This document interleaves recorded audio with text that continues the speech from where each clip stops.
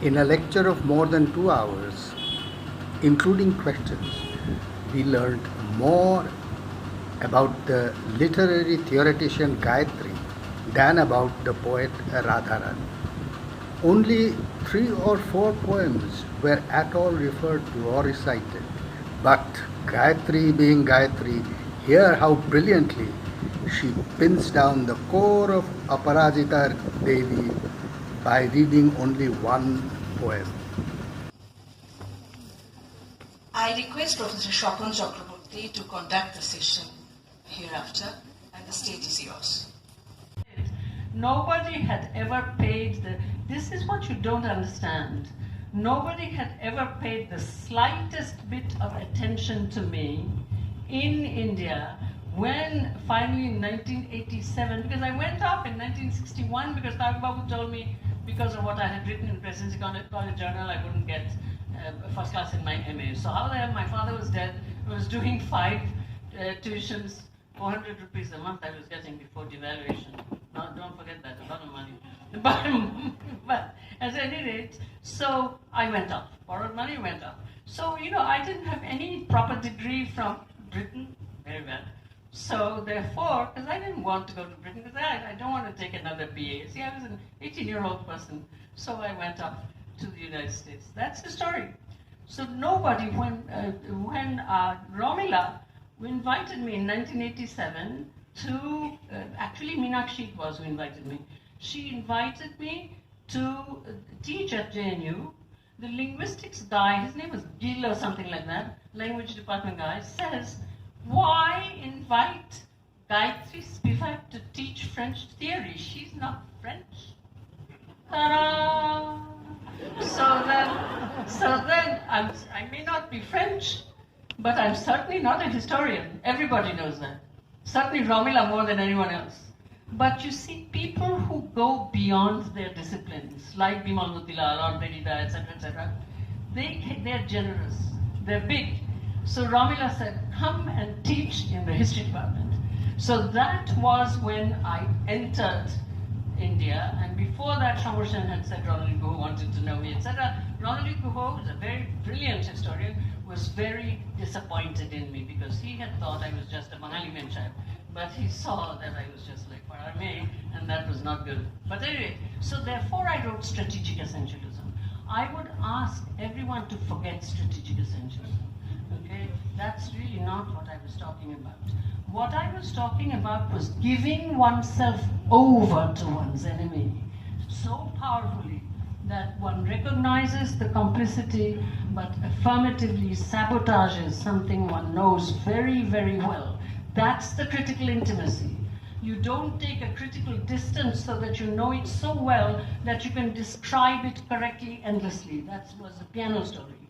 It is a place where, in the end, you can't succeed. You learn from your mistakes, but they're very powerful mistakes made by people who really know what they're doing. So, because they've entered. And so that's what I was saying about critical intimacy. That's what I was saying.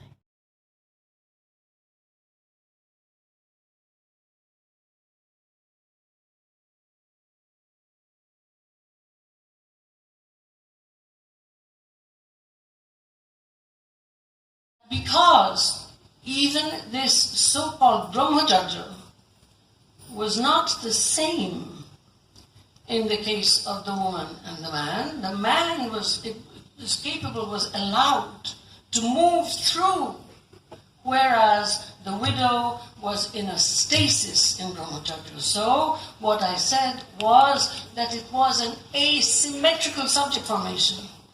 And indeed, Radharani Devi had been subalternized, and she was able to resist. She had the good fortune, again, another connection on the relay. Like my mother, and Navanika knows this, she was, in fact, protected by a husband who respected her and thought her not only his equal, but sometimes, I know this because Navanika has been my friend for a very long time, his superior. The diasporics, Bangladeshis, Chinese, etc., Burmese pimping for the transnationals and putting their own aunts and their grandmothers, etc., inside the house, no labor conditions, no labor laws, no workplace safety, no nothing, and they're working. And they would say, do you want our children to become whores like you? After all, we are supposed to do this and we're even being paid. So this kind of stuff, the kind of stuff that kills you every day, that is the enemy. And to an extent, not only did she say yes to it, she entered it and she turned it around. Again, the undermining of the public-private. কি যে করো ভারী অসভ্য রাস্তা ছাড়ো শুনছো ওখানে ডাকছেন মাঝে বৌমা বলে খামোকা কেন যে গালে ঠোকা মারো ঘোমটা কাড়ো পায়ে পড়ি পথ ছেড়ে দাও যাও ওধারে চলে এ কি অদ্ভুত তবু খোপা নিয়ে করছো খেলা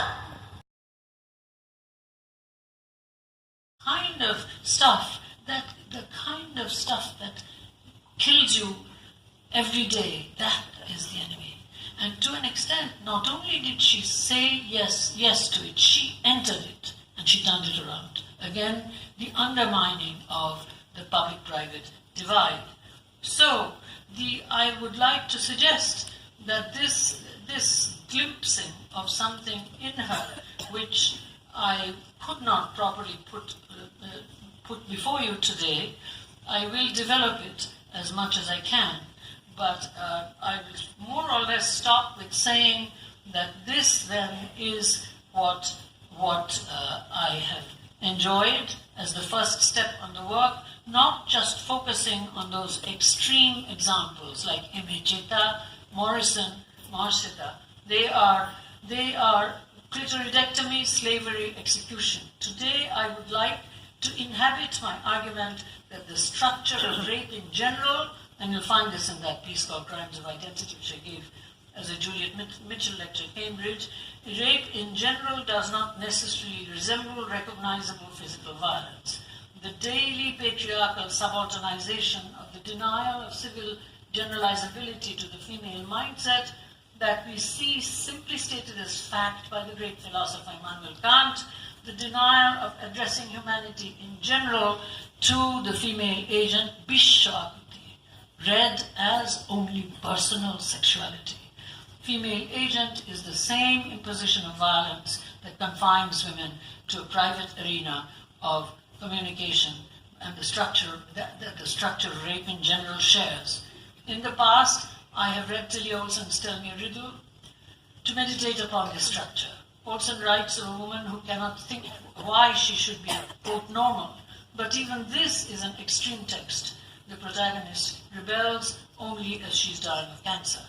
By contrast to all this, Radharani Devi is Aparajita, is the pure structure of acknowledging complicity, saying yes to this absolute enemy, affirmative sabotage, turning the private into public by sheer imaginative activism. An everyday example that any woman can learn to follow in life, if not in art.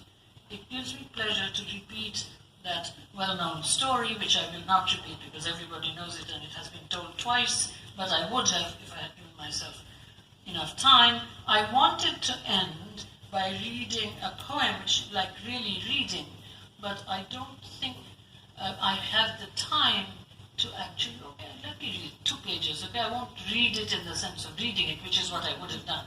I'll just read it aloud and I will say goodbye, Jagri. And now think of to whom it is addressed, by whom it is spoken, the division of the enunciator and the receiver that you are supposed not to make clear cut.